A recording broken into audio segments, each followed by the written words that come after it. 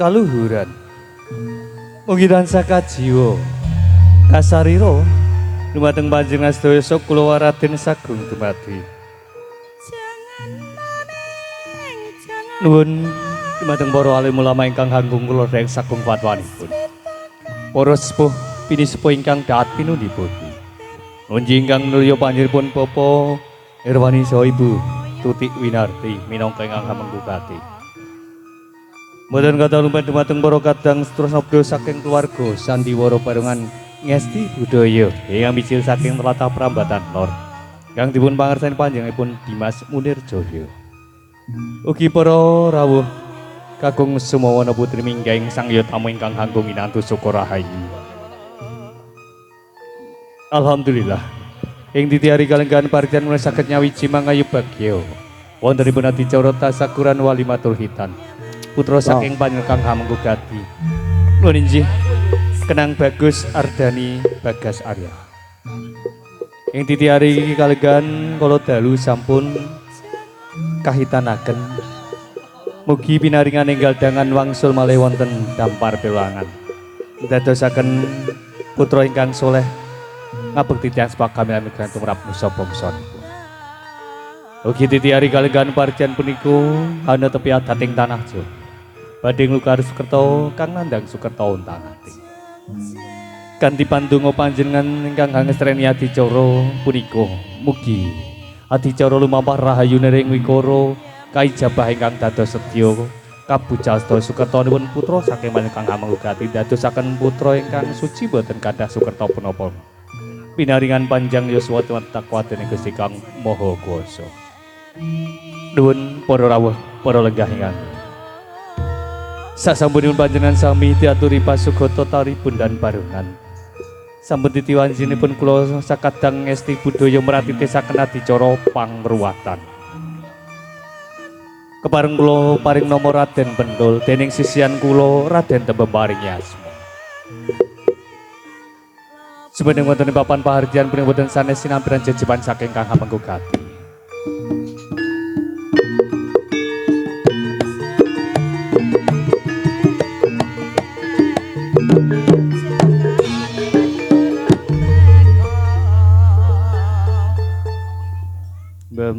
dalem siji kaya padatan yen to kasunyatan iki dina sekawit awak dhewe ya wis kapunggeling wektu swasana iki dina sinampiran jejiban pangadeg adicara pangruwatan oh ngaten tak punggel wae apa kang dadi ngudarasa iki dina kasunyatan sekawit samengko ya bisa suka parisuka kelawan para seniman seniwati ngesti budaya ana ing adicara tasyakuran yaiku guyon maton campur sari. Iki dina nanging kok kula capet-capet mireng perenjak ganter-ganter sak njawinipun griya to kaki. Sasmitaning para winasih ngantos perenjak ganter-ganter bakal tamu tumuju sak ring rompok awak dhewe. Coba diratus sawetara.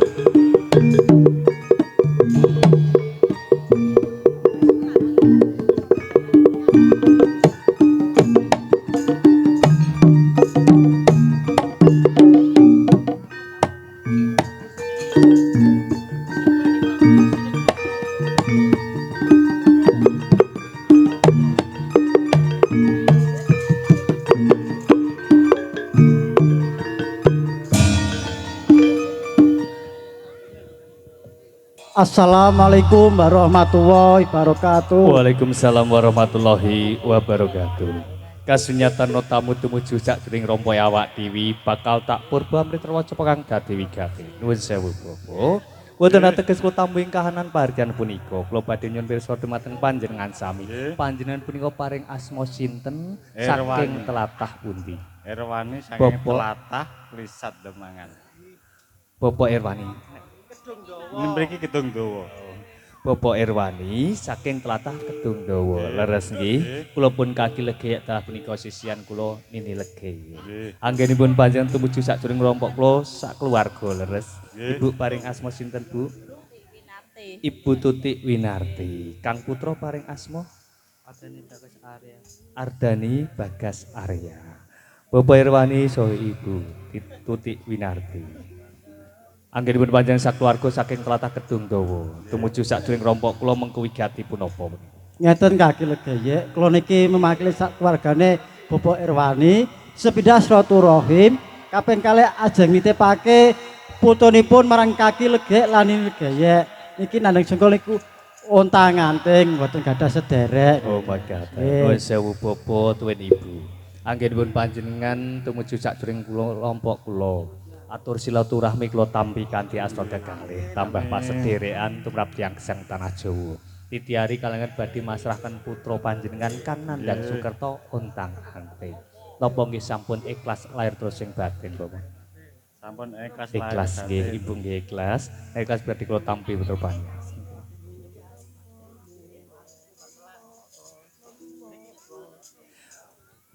Bapak Irwani Ibu Tutik Winarti, panjenengan ampun alit ing galih.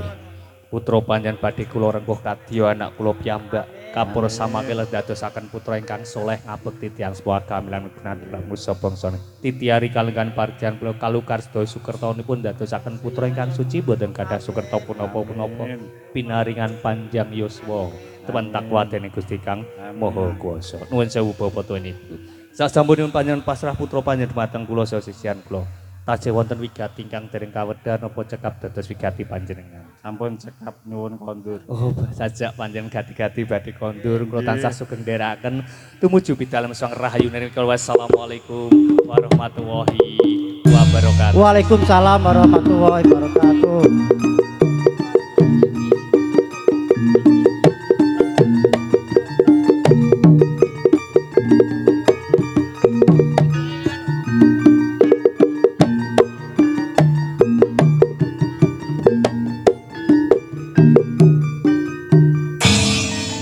Ini lega. Kanugrahan saking Gusti Kang Akarya jagat menika mboten kanyana-nyana. Sampun 20 taun lawase kula maomah dhateng kalian panjenengan. Lah iki aku dipasrahi bocah. Apa meneh wis gedhe lho Kaki. Lah yo yen to tak gagas iki dina yo tangeh nganggo lamun awake dhewe. Ning kasunyatan Gusti Kae maringi dalan tumraping awak dhewe duweni anak. Senadyan to iki putra saking panjenengan Bapak Irwani Ibu Tutik Winarti kae. Nini legay. Sekawit bakal tak rengkuh kadya anake dhewe. Nggih. Ning sliramu eling apa ora? Oh alah kula nggih tasih kemutan kok Kaki. Mila menika kula nyuwun pamit langkung rumiyin nggih Kaki legay. Sajak ngemu-ngemu iki dina pralampitamu, mangerteni apa kang dadi wigati iki dina.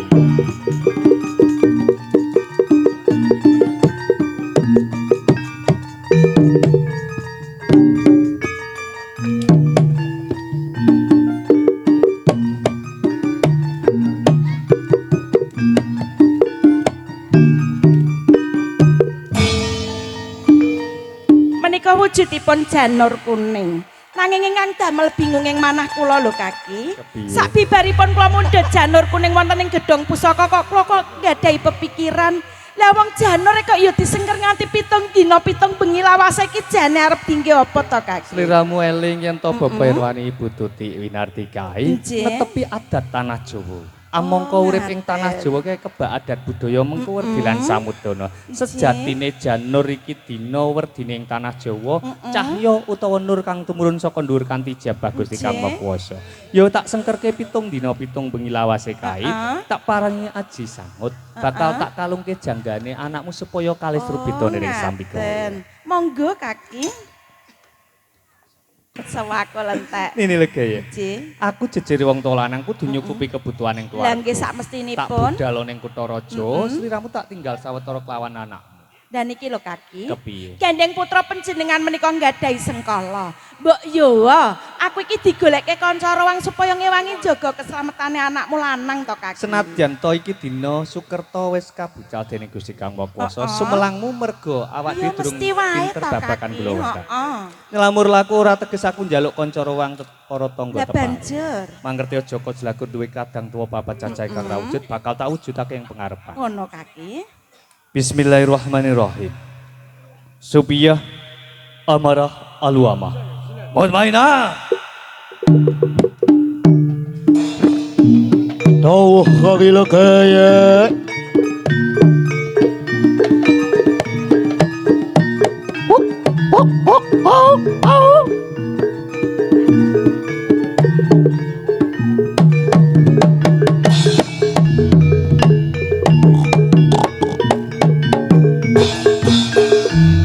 Iya, amarah halu amalan kowe mot bae. Dawuh iki legay. Kawit ki badan tak cipta dadi badan rasa mergo iki dina aku njaluk guna sabyan tumeka kabeh tak kon njogo kadangmu anom Joko Jlagur uga dadi kanca rene legay apa sagu nggir. Saguh kaki legay. Sagu Joko aja nganti lirwa sak kedheping netra. Ini legay. Dalem Kak kaki. kewengen anggon ngupati pangupa jiwa kanggo kebutuhane Nggih. keluarga keselamtane Joko Jlagur tak sampeno pundakmu ning aku melih. Pripun? Sak budalku ning kutha raja yen Nggih. to sewayah-wayah sakduring rompok awak dhewe ana bebaya sliramu ora bisa muntasi.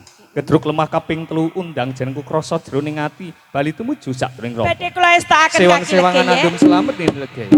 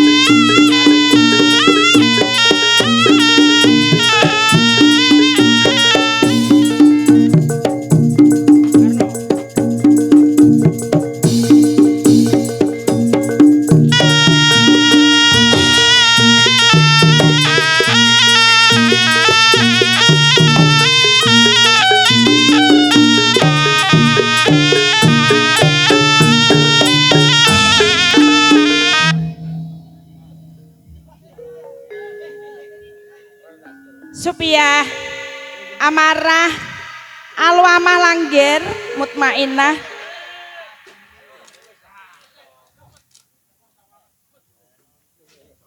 Lah iki mau kok yo pating blosah-blasah iki mau jane ana apa to? Lah tak sawang kok ke anakku lanang ora katono ning papan kene? Jane iki mau anakku ning ndi? Sik.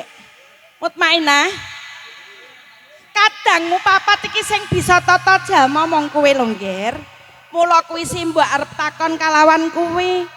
Iki mau kadangmu anom kok ora ning papan kene iki mau menyang ngendi, Ngger, Mutmainah? Mutmainah. Nggih, dawuh tinimbalan.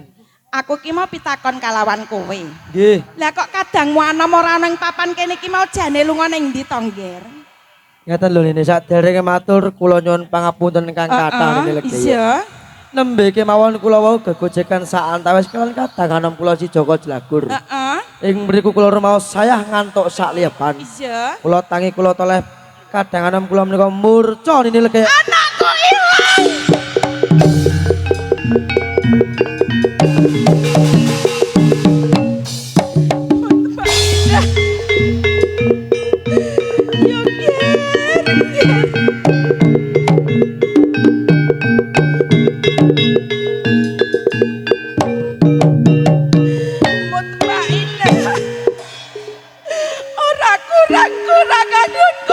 Mati kalawan kowe yogi supaya jaga kadangmu ana-ana ing papan kene nanging jogene aku mau jaga Maina. Tamangka kowe iki sing duweni kaluwihan nggir. Sing duweni kudu pangrasa yen tak ana bebaya apa wae ana ngrombok kene. Nanging jogene kowe iki mau nganti leru wabut Maina. Supaya marah lan kowe alu apa? Yo kene kowe anggonmu jaga kandangmu nganti leru nggir. Tamangka kuwi bocah titipan sing kudu tak kulawena ning papan kene. Rumaksa bingung atiku. Bismillahirrahmanirrahim. Niat ingsun matek jabang bainipun kaki legi wonten pundi dunungipun enggal-enggal kondur. Kaki legi.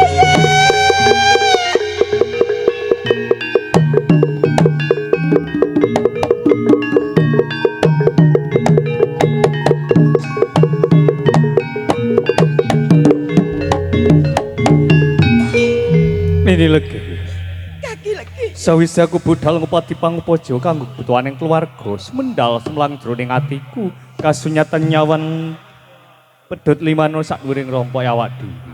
Nyandung ribet anggonku bali ning yogene. Kasunyatan kadang tuwa papat cacahe padha sedih jroning atine. Liramu tawang tangis kaya mangke. Kula badhe matur wonten ngersa panjenengan mawon rumaos adrih manah kula kaki. Sajak beda kaya padatan nesem guyumu iki dina kok papak lawan tangismu iki dina kang dadi pitakonku walaka wae. Amargi ageng kalepatan kula dhateng panjenengan kaki legi. Ini legi. Menika babagan putra panjenengan Joko Jlagur. Joko Jlagur kae. Joko Jlagur ing dinten samangke anes kaki legi. Joko Jlagur ilang. Kaki. Kula nyuwun pangapunten dhateng panjenengan. Kula boten saged njaluk keselamatanipun putra panjenengan lagi. Entos kawit keselamatan ikat. Joko Jlagur. Rumaos kelamatan kula. Bukas nyatan. Ewa sakedheping nitro. Ampar kamandanu kota. Kasunyatan iki dina kawis sesek sakdunya. Menika leres kaki. Ini legi. Lajeng kandos Wis sak mestine iki dina dukaku tuwiba marang sliramu lan kadang tuwa papacah. Ananging aku nyawang sliramu tawang tangis kaya mangkene ora kuwa anggonku mbacutake dukaku. Rumaos bingung manah kula kaki. Aku kok nglenggana yen to kawit manti-manti marang sliramu anggonku budhal ning kutha raja. Kandos Ini pundi legi. kaki. Iki dina aku uga melu kaluputan. Kandos Mula saka iku aku bakal budidaya baline Joko Jlagur kok sekawit ana sakring roh. kaki. Ewang-ewangon iki dina manungku puja dening Gusti Kang Maha Kuwasa. Kula nyuwun pangestu Yen panjenengan kaya kaki mengkono legi. aku bakal budidaya. Supaya amarah halu amalan kowe mut maina. Kaporo maju yen. Ora teges iki dina aku ora duka marang jeneng sliramu. Ning kasunyatan abot sakuring pundakmu merga baline kadangmu Joko Jlagur ana ing pangarepanku ora kali omong jeneng kowe kabeh mut maina ingkang duweni aji gondo pangrasa iki dina cucuke laku tumiba ana ing pundakmu kula saka iku Nger iki dina kanthi palilaku enggal budhal Nger. Nuwun pamit kaki legi.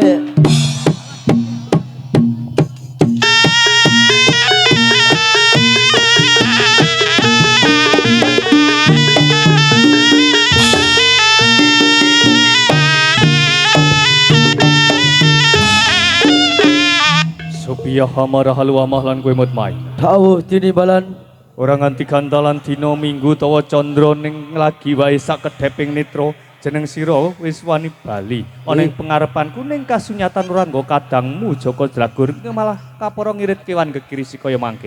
Apa kang dadi sediamu? kepareng matur kaki legi. Kewan ingkang gegilis menika Kang Nyidra kadang anom kula si Joko Jlagur kaki legi. Dadi kewaning pengarepanku Kang Nyidra kadangmu ana. Menika leres. Yen kaya mangkono banget panarimaku kasunyatan sekawit ki badan tak cipta dadi badan kasar. Iki dina bakal tak balik dadi badan laus maneh supaya kanggo kekuatane kadangmu ana menawa sakdurung gua karepane kewan kekrisi. Mula saka iki, Nger, iki dina ora usah kesuwen manjing jiwa lan ragane Joko Sandika Jlagur. dawuh kaki legi.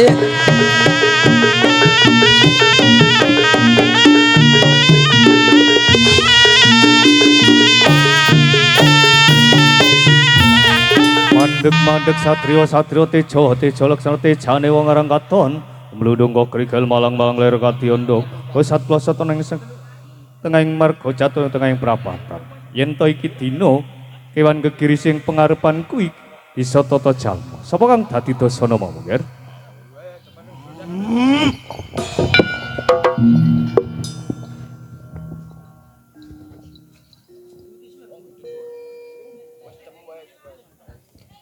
Rungso, iya yen kowe tambuh karo aku, ya aku iki sing kena diarani Sri Bathara Kala Lapsayuta.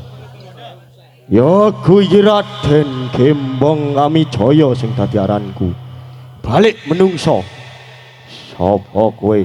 Wani malang-malang ning ngarepku. Saka ngendi dasar paparanmu? Di Bathara Kala Lapsayuta Kepara nyata. to jeneng sira kepengin tambuh marang aku kaki legek kang dadi pewarapku ya sepoing tanah plujo Walah dalah tiwas kebeneran kowe bisa bareng karo aku ya ning papan kene aku bakal nagih janjine Raden Pendul nalika sejarah tanah Pulo Jawa kae dadang pangane Sri Bathara Kala Lapsayuta kaki legeyek ana barang haning ya kene tak rewangi het lara munggah gunung medhun pereng ampriye bisa tumuju ana ing desa Kedung Dawa kene sakwise aku tumuju ana ing desa Kedung Dawa kene kuwi ana salah sijine pawongan sing duweni jeneng Bapak Irwani adalah Ibu Tutik Winarti. Bapak Irwani adalah Ibu Tutik Winarti kuwi. Duweni anak siji lanang sing duweni jeneng Ardian Bagas Arya. Bocah kuwi ora duwe sanak, kadang sedulur sing kena dari bocah ontang-anting.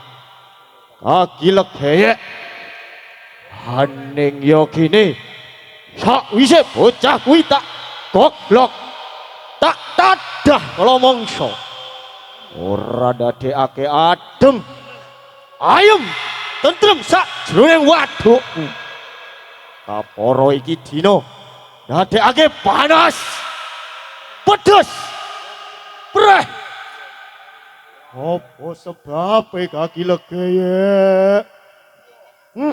Sri Bathara Kala Lapsayuta. Kepara nyata. Yen to kasunyatan tredahana sakring rompoke awak iki. Ora kaliya mupukal gawimu anggo nuntepi jadhang panganuti sing bapa Adam kang nandhang Soekarto. Soekertone Kasunyatan. Iya. Nanging kaki legeyek aja penak kapenak. Banjur bisa jaluk anakmu sing wis ana sak jroning gua garbaku. Umpama iki dina Sri Bathara Kala Lapsayuta jaluk bebono gantine tetebusane anakmu. Kowe apa saguh minangkani kaki legeyek Saja enteng sinenggap mundur sak jangkah bakal tak jeblakno tak utahno saka sak jroning lak-lakanku anakmu kaki legeyek. bakal tak tambah.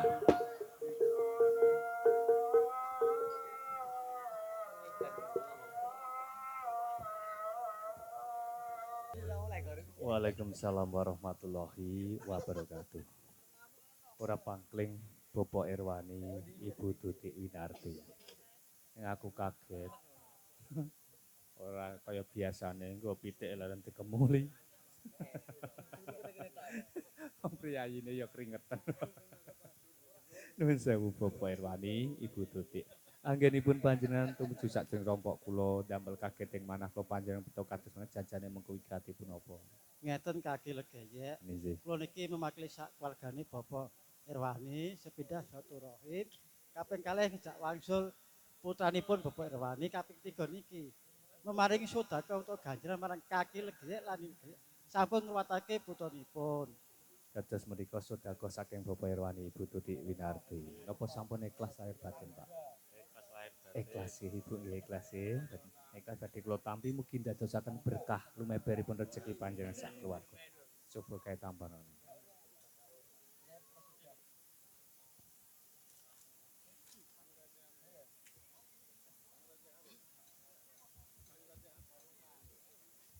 Sasampunipun panjenengan pasrah sedekah tumrap kula sisian kula. Nggih titiari kalengan badhe ngajak kondur putra panjenengan.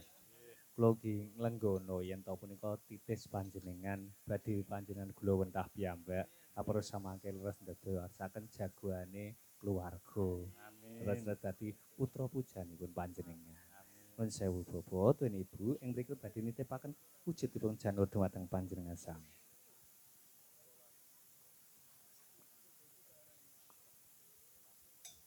Suwun Bapak tuwin Ibu, janur punika panjenengan samangke dekek sangadipun bantal utawi kasur. Anggenipun biasanipun putra panjenengan sare. Selaminipun sepasar dinten utawi gangsal dinten. Nggih, sakbaten gangsal dinten janur punika panjenengan larung utawi bucal wonten lepen utawa kali kang wonten toyanipun nggih. Supados sirep adem ayem tentrem sak keluarga panjenengan kanthi pandonga Jawa. Kula paring tulodo. Bismillahirrahmanirrahim. Aku rangguak wujuding janur, nanging aku ngguak sengkalane anakku ontang anting. Nggih, kanthi jabah Gusti Kang Maha Kuwasa, wilujeng slamet kalis rubeda nir ing sambi kala. Dipun Fatihai kaping 3, nggih. Kapara sae saged dadosaken putra ingkang saleh. Ing mriki sampun dados anak kula. Njangkepi syarat sarana Bapak tuwin Ibu kula aturi nimbali Kang Putra kanthi sebutan Joko Jlagur. Kula paring tulodo Pak nggih. Nggih anakku Ardani Bagas Arya Joko Jlagur.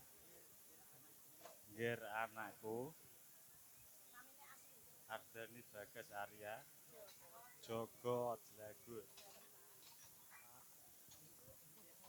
Nggih anakku Ardani Bagas Arya Joko Jlagur. Alamin. Sampun purna dados wigati panjenengan sumangga adicara dipun pungkasi kanthi barokah Fatihah. Mugi lir setya wigati kaijabah keluarga panjenengan tansah pinayuhan keberkahan kabagyan dening Gusti Kang Maha Kuwasa. Minal hajati bil barokati fil Fatihah.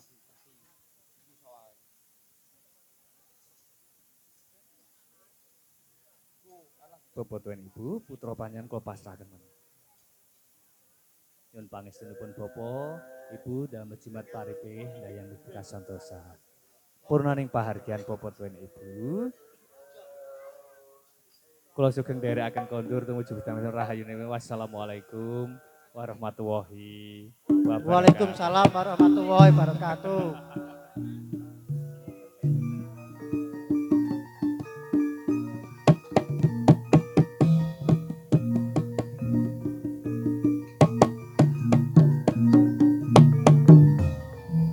Kaki legeye. Niki malah kula dipun betaken wujudipun embor. Salebetipun embor menika wonten uga rampenipun bok menawi. Sedaya menika wonten merdinipun kaki. Wis sak mestine urip ing tanah Jawa kae kebak adat bojaya mengko werdilan samudra. Heeh. Ana unen-unen yen ta wong Jawa aja lali jawane. Embor, awak diwajib gemborake to ngandhakake marang tangga teparo ning Kedung Dawa. Yen to Bapak Irwani Ibu Tutik Winarti wis mlukar Sukerta putrane. Yen beras kuning. Wiwit suwe ngeneng-ngenengake pikir sok kapan aku bisa ngruwat sengkalan anakku iki dina wis kasembadan. Kembang setaman. Wujud yen to Bapak Irwani Ibu Tutik Winarti ora lali marang kadang tuwa papat cacai para nabi para rasul para waliyah tanah Mekah Madinah tanah Hulu Jawa bil khusus kaki danyang idang sahib ana ing tlatah Kedung Dawa minggaing yaiku ahli kubur jaler lan estri. Wonten wajibipun kaki. Wis dadi kewajibane wong tuwa ora mung nglairake, maringi jeneng itanake nikahake uga ngruwat sengkalan iki wis kewajiban. Kupat kepet. Kupat lan iki dina Bapak Irwani Ibu Tutik Winarti. Ngaturno luput marang tangga teparo. Babagan iki dina nyarus iku ngrewehi tangga ora bisa ngatur ya apa-apa. Ning kapara tansah dedonga lemah teles muga Gusti Kang bakal mbales. Godhong alang-alang apa-apa godhong kluweh. Mengko yen to Bapak Irwani Ibu Tutik Winarti kae Wiwit awal duwe hajat lan akhire tansah nyuwun dumateng Gusti Kang Moko supaya ora ana alangan apa-apa kalih srubidane ring sambikala.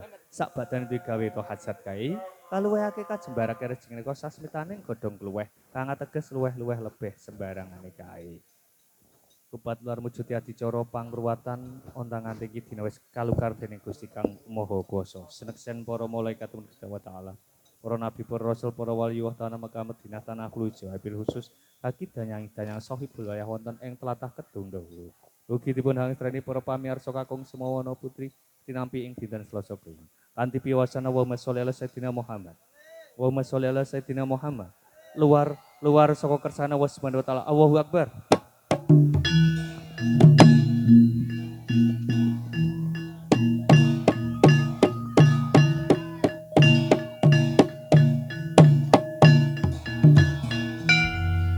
Bathara kula gelap sayuta.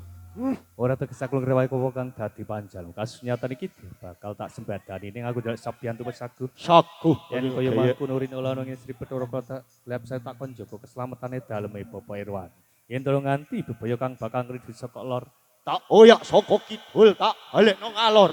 bebaya kuwi saka wetan. Tak oyak saka kulon tak balekno ngetan. Kang ngridu saka kidul, Tak oyak saka lor tak balekno kidul. pisan maneh kang tumama saka kulon. Tak oyak saka wetan tak balekno kulon. Ya ki lebaya. Kesahadetan ateges Sri Bathara kala gelap saya jaga keslametane daleme Bapak Irwani. Yen to ngisor dhuwur tansah pinayon keselamatan dening Gusti Kang Maha Kuwasa. Raga kanthi lan nyawa kepanjingan sukma. Seta wujute siji cacahe mundur cap-cap bakal tak pinanggari. Tak hambani kaki lebaya.